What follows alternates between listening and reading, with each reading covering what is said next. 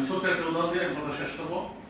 অনেক ব্যবসায়ী আমাদের ক্লায়েন্ট মাস দুয়েক আগে থেকেই যদি আলোচনা সমালোচনা করা যায় তাহলে সংশ্লিষ্ট মন্ত্রণালয় বা এনবিআর এটি সঠিক বাজেট জনবান্ধব বাজেট উপস্থাপন করতে সক্ষম হয়। কিন্তু আমরা সেদিকে না গিয়ে আমরা শুধু বাজেট পাশের দিন বা পরের দিন থেকে সমালোচনা করি, যখন আর সংশোধনের খুব একটি সময় থাকে না। আমরা যেহেতু টেলিযোগাযোগ এবং প্রযুক্তি খাতে গ্রাহকদের নিয়ে কাজ করি, স্বার্থ রক্ষা নিয়ে কাজ করি, আমরা সেই বিষয়ে সাধারণত আমরা বাজেট নিয়ে আলোচনা করে থাকি। তো আজকেও আমরা তার ব্যতিক্রম করিনি। তার আগে একটু আপনাদের সাথে বলতে চাই যে আপনারা জানেন বাংলাদেশ মুঠোফোন গ্রাহক অ্যাসোসিয়েশন একটি অরাজনৈতিক অলাভজনক এবং একটি স্বেচ্ছাসেবীমূলক একটি প্রতিষ্ঠান। আমরা দীর্ঘদিন যাবতই এই খাতের গ্রাহকদের অধিকার রক্ষার জন্য আমরা আন্দোলন সংগ্রাম এবং আলোচনা এবং পরামর্শ দিয়ে আসছি। অনেক খাতেই সরকার আমাদের মূল্যায়ন করেছেন, অনেক খাতে হয়তো করা সম্ভব হয়নি। তো আমরা আশা রাখবো যে এই করোনা মহামারীর মধ্যে এই বছরের বাজেট হবে বিগত সকল বাজেটের চাইতে ভিন্ন। কারণ হচ্ছে যে মানুষের জীবন জীবিকা এখন হুমকির মধ্যে। ইতিমধ্যে আপনারা জেনেছেন যে বিভিন্ন গবেষণায় প্রায় 1.5 কোটি পরিবার কিন্তু এখন সহায় সম্বল হয়ে পড়েছে করোনা মহামারীর কারণে, এবং প্রায় 50 লক্ষ যারা কর্মজীবী ছিলেন তারা নতুন করে আবার বেকারত্ব লাভ করেছেন। যার ফলে এই বাজেটটা অনেক চ্যালেঞ্জিং বাজেট। আমাদের অর্থনৈতিক চাকা যেখানে এখন গতিশীল নাই, সেই জায়গাটাতে অর্থনৈতিক চাকা কিভাবে গতিশীল করা যায় এবং দেশের অর্থনীতিকে সচল রাখতে সরকারের কাছে একটি বড় চ্যালেঞ্জ হয়ে দাঁড়িয়েছে বর্তমান বাজেট। একদিকে জনগণের প্রত্যাশাও যেমন অনেক বেশি, আবার সরকারের ব্যয় বৃদ্ধি করার কারণেও কিন্তু রাজস্ব সংগ্রহের চাপও কিন্তু অনেক বেশি। ইতিমধ্যে আমাদের দেশে অনেক উন্নয়নমূলক কার্যক্রম চলমান রয়েছে। এই উন্নয়নমূলক কার্যক্রম চলমান অব্যাহত রাখতেও কিন্তু বিপুল পরিমাণ রাজস্ব সংগ্রহের একটি সরকারের প্রতি চাপ রয়েছে, এটি আমরা অস্বীকার করি না। কিন্তু সবার আগে জনস্বার্থটা আগে দেখতে হবে, কারণ সরকার জনগণের জন্য, জনগণের জন্য সরকার না। অতএব জনগণের জন্য যদি সরকার জনবান্ধব বাজেট তৈরি করবে, এটাই জনগণ প্রত্যাশা করে সরকারের কাছে। আমরা সেই দিক বিচার বিবেচনা করে আমরা জানি যে মোবাইল ব্যাংকিং সেবা 2011 সাল থেকে বাংলাদেশে মোবাইল ব্যাংকিং সেবা একটি বিপুল সম্ভাবনাময় একটি খাত হয়ে দাঁড়িয়েছে। যখন আমাদের আশীর্বাদ হিসেবে আবির্ভূত হয়েছে, সেই মোবাইল ব্যাংকিং সেবা বর্তমানে কিন্তু বাংলাদেশের সবচেয়ে জনপ্রিয় একটি সেবা। কিন্তু এই সেবার উচ্চ সার্ভিস চার্জ এবং এই সেবার নিরাপত্তাহীনতা বিষয়টি আমাদেরকে সবচেয়ে ভাবিয়ে তুলেছে। কারণ হচ্ছে বিশ্বের সবচেয়ে বাংলাদেশে এই সেবার দ্বিতীয় স্থানে রয়েছে আপনারা জানেন, কিন্তু এই সেবার সার্ভিস চার্জ বিশ্বের মধ্যে আবার প্রথম স্থানে রয়েছে। আমাদের উচিত অর্থ কিন্তু মোবাইলে রাখতে পারছে না, সেই অর্থ কিন্তু প্রতারকরা নিয়ে যাচ্ছে। অতএব দুটি চ্যালেঞ্জ, একটি হচ্ছে যে আমার সার্ভিস চার্জ কিভাবে কমিয়ে আনা যায়, আরেকটি হচ্ছে যে আমাদের গ্রাহকদেরকে কিভাবে নিরাপত্তার বেষ্টনীতে আনা যায়। তো সেই বিষয়গুলি নিয়ে আমরা সরকারের কাছে আগামী আসন্ন 2021 এবং 2022 অর্থ বছরকে সামনে রেখে আমরা মূলত আজকে এই বাজেট প্রস্তাবনা উপস্থাপন করতে যাচ্ছি। তার আগে আমি একটু পরিচয় করে দিই আমাদের সাথে যারা উপস্থিত রয়েছেন। আমার ডান পাশে রয়েছেন টেক্সাস বার অ্যাসোসিয়েশনের সাবেক সিনিয়র সহ-সভাপতি আছেন। তাদের প্রত্যেককেই আমি একটু পরিচয় করে দিলাম এবং সকলকে শুভেচ্ছা এবং স্বাগত জানিয়ে আমি আজকে আমাদের বাজেট প্রস্তাবটা একটু আপনাদের সামনে উপস্থাপন করতে যাচ্ছি। সম্মানিত সুধী এবং সাংবাদিক ভাই বোনেরা, আপনারা জানেন যে বর্তমানে করোনা মহামারীর মধ্যে দেশের অর্থনীতির গতি চলমান রাখতে মোবাইল ব্যাংকিং সেবা এমএফএস সবচেয়ে অগ্রণী ভূমিকা পালন করে যাচ্ছে। ব্যক্তিগত লেনদেন, ই কমার্স, পেমেন্ট, বিদ্যুৎ, গ্যাস, পানি, কর নিষ্কাশন, ট্যাক্স প্রদান সহ অন্যান্য সকল সেবার বিল পরিশোধের পাশাপাশি পবিত্র মাহে রমজানের যাকাত প্রদান এমনকি ঈদের সালামি প্রদানেও ব্যাপক ভূমিকা পালন করছে মোবাইল ফিনান্সিয়াল সার্ভিস। আপনারা দেখেছেন অনেক মোবাইল সার্ভিস প্রতিষ্ঠানগুলি কিন্তু দৈনিক লেনদেন হচ্ছে আপনারা জানেন 2200 কোটি টাকা। এখনো এই সেবা সামর্থ্যের বাইরে রয়েছে 65% ব্যবহার করা যাচ্ছে না এই সেবা। আমরা বলতে চাচ্ছি যে মোবাইল ফাইন্যান্সিয়াল সার্ভিসের যে সামর্থ্য আমাদের দেশে রয়েছে সেই সামর্থ্যের মাত্র আমরা 35% আমরা ব্যবহার করি, এখনো 65% আমরা ব্যবহার করতে পারছি না। তারপরও কিন্তু দৈনিক লেনদেন হচ্ছে 2200 কোটি টাকা। তাহলে বুঝেন এই খাত কত গুরুত্বপূর্ণ। এমএমএস সেবা নিবন্ধিত হয়েছে প্রায় 14 কোটি গ্রাহক, তবে সক্রিয় লেনদেনকারী সংখ্যা গ্রাহকের সংখ্যা যদিও 6 কোটি। এর মধ্যে একটি প্রতিষ্ঠানের গ্রাহক সংখ্যা 70%। কিন্তু এমএমএস সার্ভিসে কিন্তু মোটামুটি দেশের সবাই কিন্তু এই সেবা নিয়ে থাকে, কিন্তু যদিও অ্যাকাউন্ট অনেকের নেই। কেন অ্যাকাউন্ট করে না, এটার কিন্তু গুরুত্বপূর্ণ কারণ রয়েছে। কারণ হচ্ছে অনেকেই মনে করে যে আমি আমার মোবাইলে যদি টাকাটা রাখি, আমার টাকাটা আসলে নিরাপদে থাকবে কিনা তার সাথে দরকার নেই, আমি দোকান থেকে লেনদেন করব। এই কারণে কিন্তু অনেকে অ্যাকাউন্ট করে না এই মোবাইল ব্যাংকিং এ, যার ফলে প্রকৃতপক্ষে ব্যবহারকারী কিন্তু দেশের 17 কোটি জনগোষ্ঠী আমরা মনে করি। কিন্তু যদিও অ্যাকাউন্টের সংখ্যাটা কম এবং সক্রিয় লেনদেনকারী সংখ্যাটা অনেক কম, কিন্তু বাস্তবিক পক্ষে যদি আমরা হিসাব করি তাহলে এমন কোন ব্যক্তি পাবেন না যে মোবাইল ব্যাংকিং এর সেবাটা নাই, নিয়েছে কিন্তু ওনার অ্যাকাউন্ট নাই। ওই যে নিরাপত্তার একটা বিশাল ঘাটতি রয়েছে, সেই কারণে তারা নিচ্ছে না। দেশে বর্তমানে আপনারা জানেন যে 19টি প্রতিষ্ঠানের মধ্যে মাত্র 15টি প্রতিষ্ঠানে কার্যক্রম রয়েছে, তার মধ্যে 3টি প্রতিষ্ঠান একমাত্র প্রতিযোগিতা রয়েছে। জানেন বিকাশ, নগদ এবং রকেট, এই 3টি প্রতিষ্ঠানে মূলত প্রতিযোগিতা রয়েছে। তার মধ্যে বিকাশের কিন্তু 70% বাজার তার দখলে। আরেকটি প্রতিষ্ঠান ইতিমধ্যে বাজারে প্রতিযোগিতা নামার চেষ্টায় রয়েছে। বর্তমানে মাঠ পর্যায়ে এজেন্ট রয়েছে প্রায় 10,44,000, কিন্তু প্রতিযোগী প্রতিষ্ঠানগুলোর প্রান্তিক পর্যায়ে রিটেলার বা এজেন্ট না থাকায় তাদের প্রদেয় সুবিধা দিয়ে এমনকি প্রতিযোগিতার কোনো সুফল প্রান্তিক পর্যায়ে গ্রাহকরা পাচ্ছে না। যেমন ধরেন যে প্রতিষ্ঠানগুলি সার্ভিস চার্জ কমিয়ে দিয়েছে, যেমন ধরেন কথা নগদ, কিন্তু নগদের প্রান্তিক পর্যায়ে কিন্তু তাদের রিটেলার নাই এবং সেইখানে অর্থ সরবরাহের তাদের একটা বিশাল ঘাটতি রয়েছে, যার ফলে প্রান্তিক পর্যায়ে জনগণ কিন্তু সেই সুবিধাটা পাচ্ছে না। যার ফলে উচ্চ মূল্যের মাসুল দিয়ে কিন্তু তারা সেবাটা নিচ্ছে, কারণ যেটা পর্যাপ্ত মানে সময় পাওয়া যায় সেই সেবাটাই গ্রাহকরা গ্রহণ করতে চায়। আমরা বলতে চাই এই সেবার যদি আমরা যে কথাটি বললাম যে এই সেবা পূর্ণাঙ্গ ব্যবহার করা যাচ্ছে না, যদি পূর্ণাঙ্গ ব্যবহার করা যেত তাহলে কি হতো? তাহলে দৈনিক লেনদেন হতো 10,000 কোটি টাকারও অধিক। ফলে সরকার বিপুল পরিমাণ এখানে কিন্তু রাজস্ব সংগ্রহ করতে পারত যদি আমরা পূর্ণাঙ্গ ব্যবহার করতে পারতাম। সেই জায়গায় পূর্ণাঙ্গ ব্যবহার না করার ফলে কিন্তু আমরা সরকারের কিন্তু রেভিনিউ কমছে, জিডিপিতে অংশগ্রহণ অনেক বহুলাংশে বৃদ্ধি পাওয়ার সম্ভাবনা ছিল, সেই জায়গাটাতে কিন্তু একটু ঘাটতি রয়েছে। তাই আমরা আসন্ন 2021-22 অর্থবছরের বাজেটে মোবাইল ব্যাংকিং সেবার উপর গুরুত্ব প্রদান করা অত্যন্ত গুরুত্বপূর্ণ বলে আমরা মনে করি। আমরা এই বিষয়গুলি সামনে রেখে আজকে এই সংবাদ সম্মেলনের মূলত আয়োজন করেছি। এই সেবার সঠিক ব্যবহার বৃদ্ধি ও নিরাপত্তা জিডিপির অগ্রগতি যেমন একদিকে হবে তেমনি ভাবে কর্মসংস্থানও পাবে। এই সেবার অগ্রগতির প্রধান অন্তরাল হয়ে আছে এর গলা কাটা উচ্চ সার্ভিস চার্জ। আমরা এই সেবা চালুর পর থেকেই এই সার্ভিস চার্জ কমানোর জন্য সবসময় সরকারের কাছে আবেদন নিবেদন করেছি, যদিও সরকারিভাবে কেন্দ্রীয় ব্যাংক সার্ভিস চার্জ কমানোর কোনো উদ্যোগ আজ পর্যন্ত আমরা লক্ষ্য করি নাই। তবে বাজার প্রতিযোগিতা রক্ষার স্বার্থে রাষ্ট্রীয় অংশীদারিত্বমূলক প্রতিষ্ঠান নগদ কিছুটা হলেও সার্ভিস চার্জ কমিয়ে বাজারে প্রতিযোগিতার সৃষ্টি করেছে, এতে কোনো সন্দেহ নেই। আশা রাখি আগামী দিনে এই প্রতিযোগিতার ধারা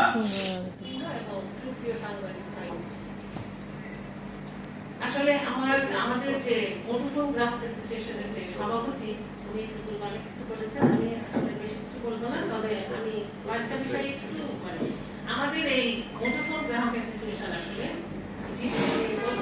সেবামূলক প্রতিষ্ঠান বা অরাজনৈতিক, কারণ সেবামূলক প্রতিষ্ঠান ধাতব্য প্রতিষ্ঠান আছে। আর এখন যে বিষয় নিয়ে আমরা কথা বলছি মুঠোফোন যে ব্যাংকিং সেবা, মোবাইল ব্যাংকিং যে সেবা আর মুঠোফোনের সেবা, মুঠোফোন আমরা ব্যবহার করতেছি এটাও সেবা।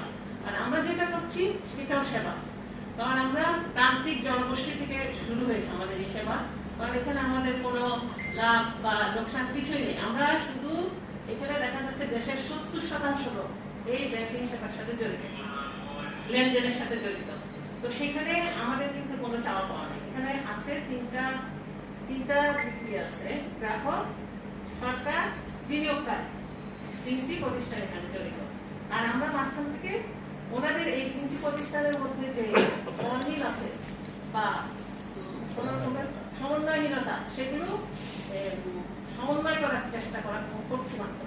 তবে আমাদের এটা হচ্ছে সেবামূলক একটি প্রতিষ্ঠান, নামিয়ে আনতে হবে।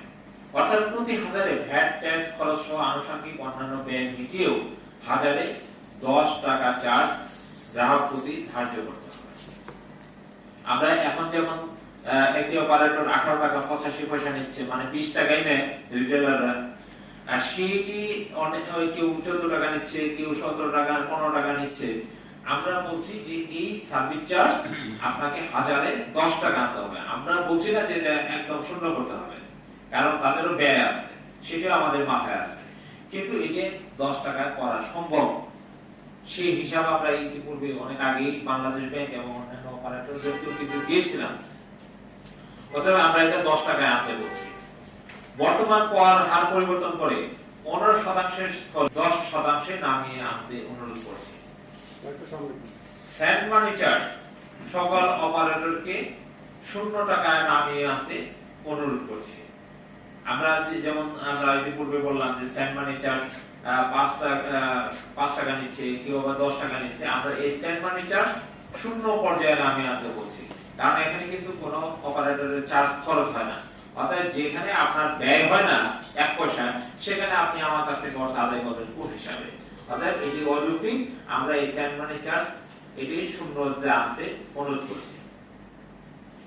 4 নম্বর, দৈনিক লেনদেনের পর অপারেটরদের কাছে যে কথাটি বললাম যে 700 কোটি টাকা সঞ্চিত থাকে, এই টাকা অপারেটর কল মানি মার্কেটে বিনিয়োগ করলেও সেই লাভাংশ গ্রাহকেরা পায় না। যদিও বাংলাদেশ ব্যাংকের নির্দেশনা রয়েছে, এই কথাটি আমরা বলেছি। তাই আমরা চাচ্ছি এই বিষয়ে বাংলাদেশ এই বাজেটে এটি সুস্পষ্ট ব্যাখ্যা বাজেটের ভিতরে থাকতে হবে, কারণ এখানে 2-1 টাকার ব্যাপার না। এখানে আপনি দৈনিক 700 কোটি টাকা কল মানি মার্কেটে ব্যবহার করবেন, ব্যবসা করবেন, আর সেই তথ্য বাজেটে উল্লেখ করা থাকবে না, এটি কোনোভাবেই কাম্য হতে পারে না। অতএব এই যে স্যান্ড মানি, এই 700 কোটি টাকার ব্যাখ্যা আমরা এই বাজেটে দেখতে চাই। আমরা অর্থ মন্ত্রণালয়, অর্থমন্ত্রী এবং এনবিআরকে বলবো এইটি সুস্পষ্টভাবে উল্লেখ করে দিতে হবে। আমরা অপারেটরদের কর্পোরেট ট্যাক্স কমিয়ে আনতে হবে দাবি করেছি। বাজার প্রতিটি সৃষ্টি লক্ষ্যে কর্পোরেট ট্যাক্স কমিয়ে আনা অত্যন্ত জরুরি বলে আমরা মনে করি। কেননা আমরা এখানে অপারেটরদের স্বার্থের সাথে আমাদের স্বার্থের একটি মিল। কেন মিল? কারণ হচ্ছে যে তার যে কর্পোরেট ট্যাক্স সেটা কোথেকে দেয়, সেটি কিন্তু আপনারা আমার কাছ থেকে আদায় করেই দেয় দিন শেষে। অতএব এখানে যেমন কর্পোরেট ট্যাক্সের ফলে বিদেশি বিনিয়োগকারীরা এখানে আসতে সাহস পায় না। কারণ হচ্ছে যে আপনারা জানেন যে বাংলাদেশে কর্পোরেট ট্যাক্স সবচেয়ে বেশি। বাংলাদেশের কর্পোরেট ট্যাক্স 57% থেকে 60% পর্যন্ত। এটি একটা অত্যন্ত একটা জুলুম বলে আমরা মনে করি। কারণ বিনিয়োগকারীরা কিন্তু আপনার আঞ্জুমান মফিদুল না এখানে তার দাম খরচ করতে আসেনি, আপনাকে এটা মনে রাখতে হবে। তারা কিন্তু আসছে বিনিয়োগ করেছে ব্যবসা করার স্বার্থে। অতএব তারা তার অর্থ কিন্তু যেভাবে হোক আপনার কাছ থেকে আদায় করে নিয়ে যাবে, সে লোকসান করবে না। তাই এটি যেমন আমাদের পার্শ্ববর্তী দেশ আপনার ভারত, নেপাল, মালয়েশিয়া, পাকিস্তান, আফগানিস্তান, এখানে যে কর্পোরেট ট্যাক্স আছে, যদি এই কর্পোরেট ট্যাক্সগুলিতে এখানে আমাদের প্রতিবেশী রাষ্ট্রগুলি, সেখানে কিন্তু এভারেজ এটি 30% এর বেশি না। তাহলে আমাদের এখানে কেন 57 থেকে 60% হবে? এই কর্পোরেট ট্যাক্স তো আপনার আমার কাছ থেকে আদায় করে তারা। অতএব এখানে একটি বিষয়ে আমি সাংবাদিকদের বলবো, অনেকে ভুল বুঝতে পারে যে কর্পোরেট ট্যাক্স তো তার প্রতিষ্ঠানের ব্যাপার, সেখানে আমরা কেন দাবিটা করলাম? এই জন্য দাবিটা করলাম যে ওই কর্পোরেট ট্যাক্স দিন শেষে আমার কাছ থেকে আদায় করা হয়। অতএব এই কর্পোরেট ট্যাক্স কমানো হবে, এবং কর্পোরেট ট্যাক্স যদি কমানো হয় তাহলে বিদেশি বিনিয়োগকারীরা আমাদের দেশের প্রতি আকর্ষিত হবে বিনিয়োগ করতে। অর্থাৎ বিদেশি বিনিয়োগ আনতে আপনার কর্পোরেট ট্যাক্স কমানো অত্যন্ত জরুরি।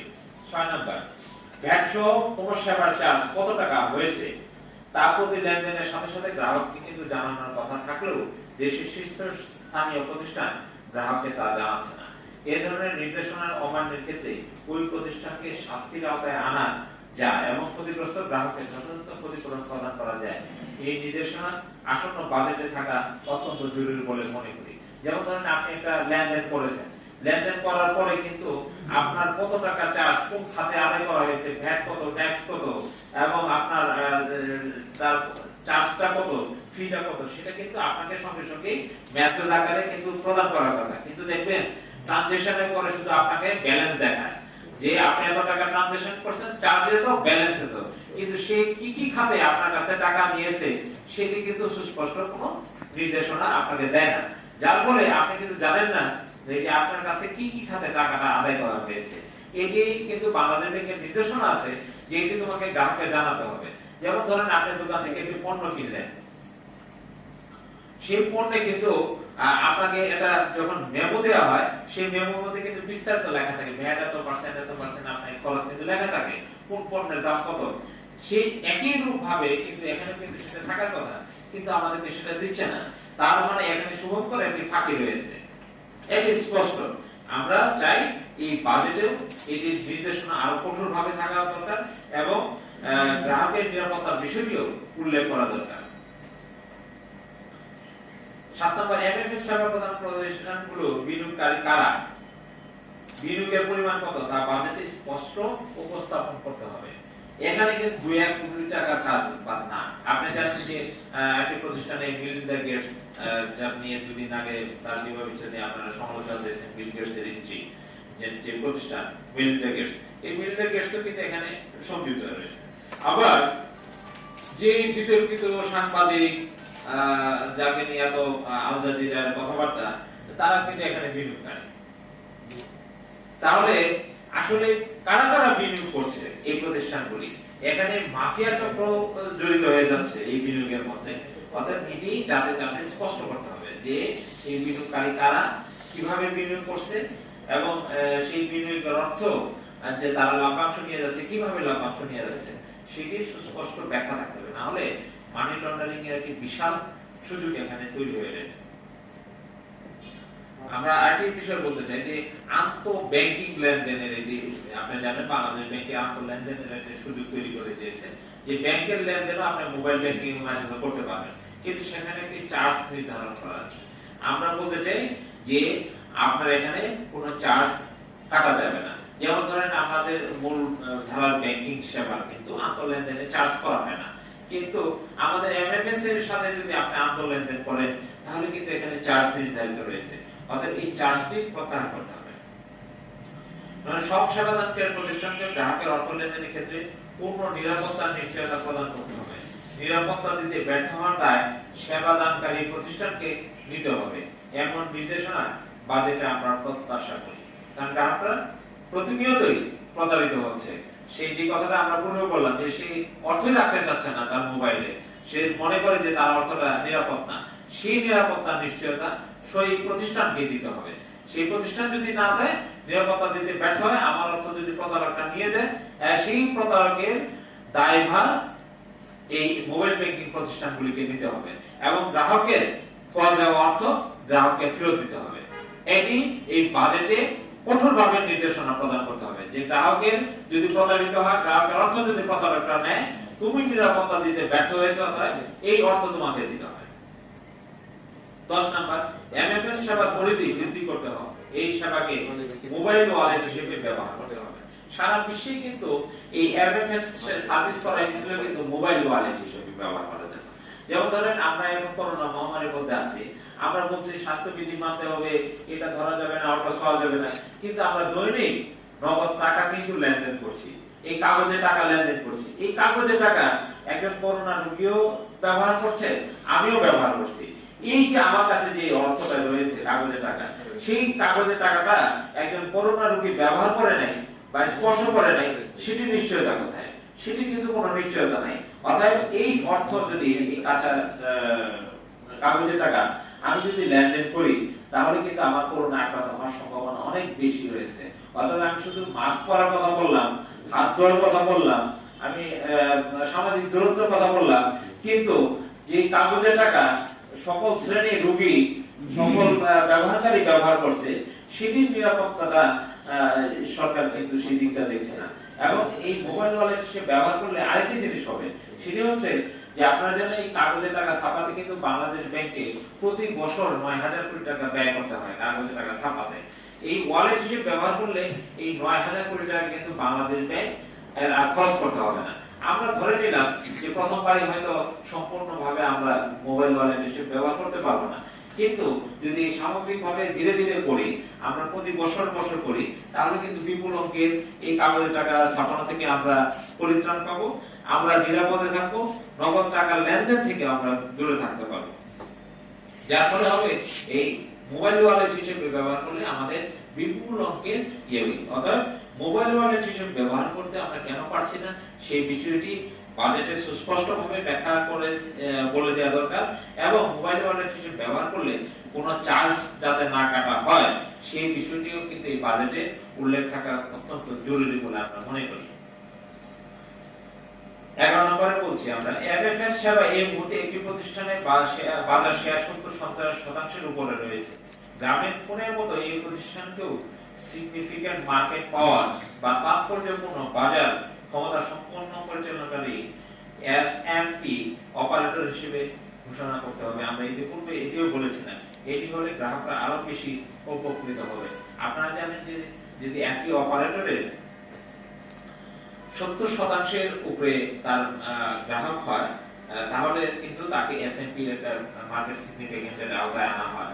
আমাদের মোবাইল অপারেটর রয়েছে, কিন্তু মোবাইল ব্যাংকিং এ কিন্তু এই ধরনের কোনো বিধিনিষেধ বলে তারা কিন্তু এই অতিরিক্ত সেবা দিতে যাবার ফলে কিন্তু তারা নিরাপত্তা দিতে পারছে না একদিকে গ্রাহককে, অন্যদিকে অন্য বিনিয়োগকারী যারা আছে তারা প্রতিযোগিতায় টিকতে পারছে না তাদের কাছে।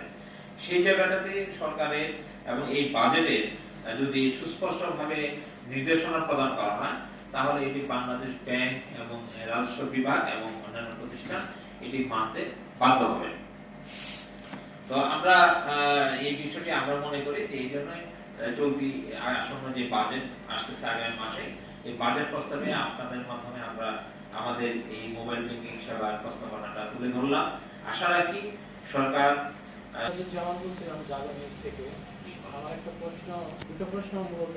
আপনি বলেছেন যে কোনো মোবাইল কোম্পানি স্যান্ড মানি তো বাড়িয়েছে, ফ্রি তো করেন এবং বাড়িয়েছে, কোম্পানিগুলোর নাম কি যদি একটু বলতেন? আমাদের কাছে যে অভিযোগটা রয়েছে, যেমন ধরেন আপনার টেলিভিশনের বিজ্ঞাপন, আপনার পত্রিকাতেও বিজ্ঞাপনে যদি আমরা দেখি, আপনার পত্রিকাতেও বিজ্ঞাপন আছে যে পাঁচজন ব্যক্তির ভিতরে যদি লেনদেন করে 5 টাকা চার্জ দিচ্ছে বা ফি দিচ্ছে। এটি কিন্তু বাংলাদেশ ব্যাংকের নির্দেশনা ছিল যে করোনা মহামারীতে কোনো ফি নেওয়া যাবে না, কিন্তু এখনো কিন্তু 5 টাকা কাটছে, যেটি সর্বনিম্ন চার্জ সেও কাটছে। তো আমরা সাম্প্রতিক অনেক গ্রাহকের কাছ থেকে অভিযোগ পেয়েছে যে বিকাশ অনেক ক্ষেত্রে 10 টাকা সার্ভিস চার্জ আদায় করছে। আমরা যেহেতু এটা এখন উল্লেখ করিনি, আপনার প্রশ্নের মাধ্যমে উত্তরটা দিলাম। কারণ হচ্ছে যে এটি নিয়ন্ত্রণ সংস্থারই উচিত এটি খুঁজে বের করা যে কারা এটি করছে এবং তাদের নির্দেশনা যে অমান্য হচ্ছে। যেমন আপনি জানেন যে কোনো সার্ভিস চার্জ নেওয়ার কথা না, কিন্তু তারা মানে 5 টাকাও কিন্তু দিচ্ছে। এই 5 টাকা নেওয়াটাও কিন্তু গুরুতর অপরাধ, কিন্তু 5 টাকার স্থলে 10 টাকা সার্ভিস চার্জ দিচ্ছে, এটা তো আরো গুরুতর অপরাধ। আর একটা বিষয়, আপনি তো জানেন যে বিটিসিএল আলাপ নামে একটা অ্যাপস বের করছে হোয়াটসঅ্যাপের মতো, এটা নিয়ে নানান অভিযোগ পাওয়া যাচ্ছে। আপনার ইতিমধ্যে তারা মোবাইলে ফোনের কলের চার্জ বৃদ্ধি করেছে এবং এনবিও কাটে বেশি অন্যান্য অ্যাপসের তুলনায়, হোয়াটসঅ্যাপ, ইমো। আচ্ছা, আপনাকে বলি যে আজকে যে বিষয়টা আমরা অন্য বিষয় আনছিলাম, তারপর আপনার প্রশ্নটার উত্তর দিই, যেহেতু আমরা ওই বিষয় নিয়ে কাজও করি, অর্থাৎ আপনার হয়তো ওই দৃষ্টিতে আমাকে প্রশ্নটা করেছেন। যদি আজকে এই বাজেট এই সংখ্যা সম্প্রসারণের ওটা ইস্যু না, কিন্তু আপনার কথাটা অত্যন্ত যুক্তিসঙ্গত। দেখেন, যখন এই বিষয়টা নিয়ে কিন্তু আমি এখন পর্যন্ত কোনো আমরা রিঅ্যাকশন দিইনি আমাদের সংগঠনের পক্ষ থেকে, আপনাকে লক্ষ্য করেন, কিন্তু আমরা কিন্তু বিটিসিএল এবং সংশ্লিষ্ট প্রতিষ্ঠানগুলির সাথে কিন্তু এই বিষয় নিয়ে কথা বলেছি। আমি বললাম যে হাস্যকর কোনো সার্ভিস আপনারা চালু করেন না, এমন কোনো বিষয় তৈরি করেন না কারণ হচ্ছে যে আপনারা জানেন ল্যান্ড ফোনে বিটিসিএল কি করেছে, টিএনটি কি করেছে, তো এরকম আরেকটা কিছু করেন। একটা জিনিস যে আমি এটা পারি না করবো না সেটা কি, কিন্তু আমি করলাম একটা হাস্যকর বিষয় তৈরি করলাম সেটা। যেমন ধরেন এই অ্যাপসটা যখন চালু করে বাংলাদেশের মানুষের কিন্তু বিশাল একটা আগ্রহ ছিল, এবং আমাকে অনেকেই কিন্তু বলছে যে দেখছেন আপনাদের যে দাবি ছিল কন্ট্রাক্ট কমানো সরকার কিন্তু এটা করে ফেললো। আমি বললাম যে ঠিক আছে করুক না, যদি দেখো ব্যবহার করে দেখো তারপর রিয়েকশন দিন। আমরা কিন্তু কোনো কথাও বলিনি মিডিয়াতে বলি। আমি গত পরশুদিন এটা নিয়ে শুধু একটা ডেইলি স্টারের সাথে এটা দিয়েছিলাম। আমি বলছি যে দেখেন এই যে 15-12% ভ্যাট এটা কিন্তু উল্লেখ করেন এখানে, কিন্তু এটা কিন্তু আপনাকে ধরে নিতে হবে যে ভ্যাটটা যুক্ত হবে, কিন্তু এটা গ্রাহকরা বুঝতে পারে না। আচ্ছা, সেকেন্ড হচ্ছে এখানে ডেটার একটা খরচ রয়েছে, এটা কিন্তু ডেটা ছাড়া আপনি চালাতে পারবেন না। আপনি যে ব্যক্তি কল দিবে তার কিন্তু ডেটা থাকতে হবে, কিন্তু যাকে দিবেন তার ডেটা না থাকলেও চলবে, কিন্তু আপনার ডেটা থাকতে হবে। এখন আপনি কি করছেন, আপনি ডেটাও খরচ করছেন আবার টাকাও খরচ করতেছেন, তাই না? আপনি যদি 2টা টাকা খরচ যোগ করেন, যেমন ধরেন আপনি 45 পয়সার কথা আপনি বললেন, আমি যদি 45 পয়সার সাথে আমি ধরেন অন্যান্য যে ওটিপি প্ল্যাটফর্মে যে ফোন করি, যেমন ধরেন ইমো বলেন, ভাইবার বলেন, হোয়াটসঅ্যাপ বলেন, সেখানে আমার খরচ হয় 9 পয়সা। তাহলে ধরেন আমি ওখানে 10 পয়সাই ধরি, 10 পয়সা যদি ধরি, তাহলে 45 পয়সা সাথে এই ওনারটা এটা যোগ করি, ডেটার খরচটা যোগ করি, তাহলে কত হয়? 55 পয়সা। আচ্ছা, এখন আমি হোয়াটসঅ্যাপে খরচ হবে কত হয়? আমার 9 পয়সা। আর আপনার ওই ওটিপি প্ল্যাটফর্ম করার ফলে আমার খরচ হলো কত? 55 পয়সা। তাহলে সুবিধাটা আমার কোথায়? এই যে একটা রাষ্ট্রীয়ভাবে যে প্রতারণার একটা বিজ্ঞাপন, এর বিচার কি করবে? আপনি কথায় কথায় বিভিন্ন প্রতিষ্ঠানকে ধরেন যারা সাধারণ ব্যবসায়ী, আমরা তাদেরকে বলি প্রতারণা করে, কিন্তু রাষ্ট্রীয়ভাবে যে প্রতারণা করে সেটির বিরুদ্ধে ব্যবস্থা নেওয়ার নজির আমাদের দেশে নাই, অন্যান্য দেশে আছে। আপনি জানেন যে টেলিনরের বিরুদ্ধে টেলিনরের রাষ্ট্রই কিন্তু তার বিরুদ্ধে ব্যবস্থা নিয়েছে। আমাদের দেশে সেই টেলিনরের বিরুদ্ধে শাস্তি ব্যবস্থা করার সাহসই পায় না। আপনি জানেন যে আমি গত বছরের অক্টোবরে অভিযোগ দিয়েছিলাম, সেই অভিযোগ শুধু ফাইল এখন পর্যন্ত তাকে শুনে দৌড়ায়। যখনই বলে যে আপনার ফাইল তো অমুক জায়গায় এটা গেছে, তদন্ত হচ্ছে, এই তদন্ত আর কতদিন চলবে আপনি বলেন? আবার আমাকে উল্টা মাঝে মাঝে যখন আমি চাপ দিই তখন আমাকে মেল পাঠায় যে আরো আপনাকে এটার সুনির্দিষ্ট অভিযোগ পর্যবেক্ষণ আমাকে দিতে হবে, আপগ্রেড দেন। কথা বুঝেন? আমি এত আপগ্রেড কোথায় থেকে দেব? আমি তো একটা স্বেচ্ছাসেবী প্রতিষ্ঠান, এখানে আমরা আমাদের যারা কর্মী আছেন, আমরা নিজেরা এখানে আমরা নিজেদের ভিতরে টাকা টাকা ছাড়া দিয়ে এই কার্যক্রমগুলি করি। আমরা জানেন যে আমরা কোনো বিদেশি সাহায্য চলি না, আমরা সরকারের সাহায্য চলি না, এমনকি কোনো কর্পোরেট প্রতিষ্ঠান আমাদের সাহায্য সহযোগিতা করে। কিন্তু সেই জায়গায় আমার এত কি এমন ব্যবস্থা রয়েছে যে আমি এই এত উদ্দেশ্য তথ্য সংগ্রহ করতে পারি? আমরা যতটুকু করি এটুকুই তো মূল্যায়ন হচ্ছে না, এটুকু তো মূল্যায়ন হতে হবে। ওই জায়গাটাতে ওই অ্যাপ আপাতত ওটা আপনার ওটার ব্যবহার আর বাড়বেও না, ওটা দিয়ে কিছু অর্থ লুটপাট হবে, আর কিছু না। ওটা করার উদ্দেশ্যই ছিল না বাহবা নিয়ে একদিকে প্রথম দিকে, তারপরে হচ্ছে যে ওটার অন্তরালে কিছু অর্থ লুটপাট। আপনার জানেন যে করোনা আমরা কিন্তু একটা বিবৃতি দিয়েছিলাম, আপনাদের জাগো নিউজে প্রকাশিত হয়েছিল। আমি বললাম যে করোনা ট্র্যাকারটা তৈরি করেন, আমি মন্ত্রীকে বললাম যে করোনা ট্র্যাকার তৈরি করেন আপনি যদি মানুষকে নিরাপদে রাখতে চান। তো উনি 2 দিন পরে দেখি, কয়েকদিন পরে হ্যাঁ ওনারা করে ফেললো, এই বেশিক্ষণ লাগে না, 15 দিনের মধ্যে করোনা ট্র্যাকার তৈরি করে। তাহলে তোমার করোনা ট্র্যাকার তো দিয়ে দিচ্ছি, সাবাস, আমি থ্যাংক ইউ।